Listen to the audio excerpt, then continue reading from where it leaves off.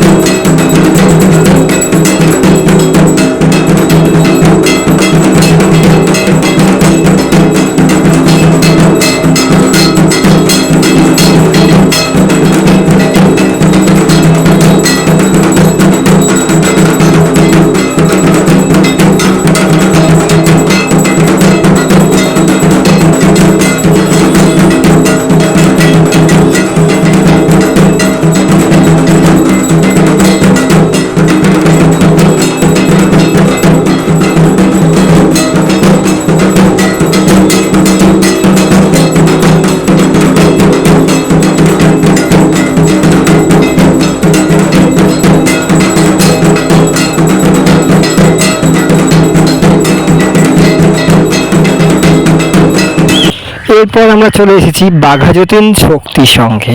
এবারে কিন্তু অনেকগুলো পুজো মণ্ডপে কলকাতাতে আমরা দেখতে পেয়েছি বড় মার রূপ। হ্যাঁ, এই পুজো মণ্ডপেও তুলে ধরা হয়েছে বড় মায়ের রূপ।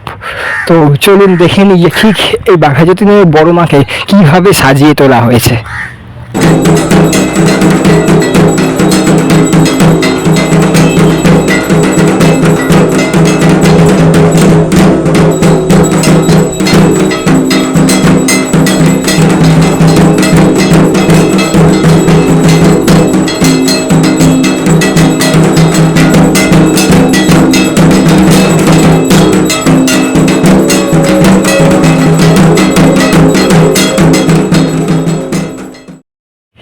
এখন রয়েছি সেই বহু চর্চিত প্রেত কথা প্রেজেন্স বিশ্বের সব থেকে বড় চোরাকালীতে, যেখানে কিন্তু রয়েছে ভূতের প্যান্ডেল। কলকাতায় এরকম জঙ্গলের মধ্যে ভূতের প্যান্ডেল খুবই বিরল। তো এটি রয়েছে বাঘাযতীন আনন্দমেলা স্পোর্টিং ক্লাবে। এর যদি লোকেশন আপনারা চান তো সেটা হচ্ছে একদম বাঘাযতীন স্টেশন থেকে নেমে জাস্ট পাটুলির দিকে যাওয়ার পথে যে রাস্তা, সেটাতে আসলেই প্রথমে গলিতে পেয়ে যাবেন আপনারা এই পুজোটা।